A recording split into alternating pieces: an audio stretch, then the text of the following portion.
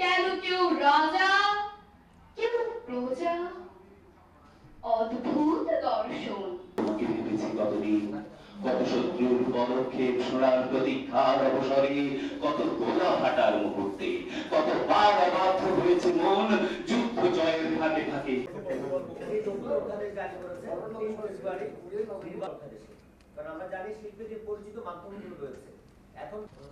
অত্যন্ত পরিতাপের বিষয়, এখানে আবৃত্তি শিল্পের যুক্ত হয়নি। বাংলাদেশের শিল্প সংস্কৃতি চর্চায় এক প্রতিষ্ঠিত হয়, যার মূল লক্ষ্য ছিল জাতীয় সংস্কৃতি। আবৃত্তি শিল্প রক্ষা কণ্ঠ সংগঠনের পক্ষ থেকে আপনাদের এটা ছিল প্রাথমিক একটা বিষয় যে ঘটনাটা কি ঘটেছে আবৃত্তি করার পরে বন্ধ করেছিল।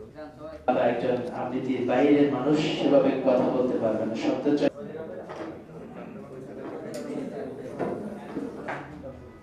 অন্যান্য শিল্প চলমান থাকবে, সংগ্রাম চলমান থাকবে।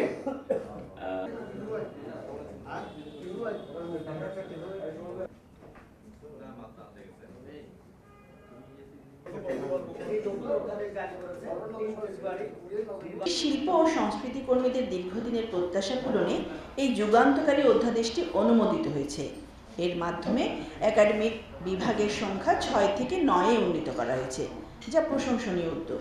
কিন্তু অত্যন্ত পরিতাপের বিষয়, এখানে আবৃত্তি শিল্পের মতো একটি প্রাচীন ও গুরুত্বপূর্ণ শিল্প মাধ্যম স্বতন্ত্র বিভাগ হিসেবে অন্তর্ভুক্ত হয়নি। উপলব্ধ যুক্তি ও প্রাসঙ্গিক তথ্য প্রমাণের ভিত্তিতে বাংলাদেশ আবৃত্তি শিল্প রক্ষা কণ্ঠ সংগঠনের পক্ষ থেকে বিনীত নিবেদন, আবৃত্তি শিল্পের দীর্ঘ ইতিহাস, স্বতন্ত্র অবস্থান, আন্তর্জাতিক মান ও বাংলাদেশের সাংস্কৃতিক অঙ্গনে এর বিশাল অবদানের স্বীকৃতি স্বরূপ বাংলাদেশ শিল্পকলা একাডেমিক সংশোধন অধ্যাদেশ 2026 অনুযায়ী এটিকে স্বতন্ত্র আবৃত্তি বিভাগ হিসেবে অন্তর্ভুক্ত করা হোক।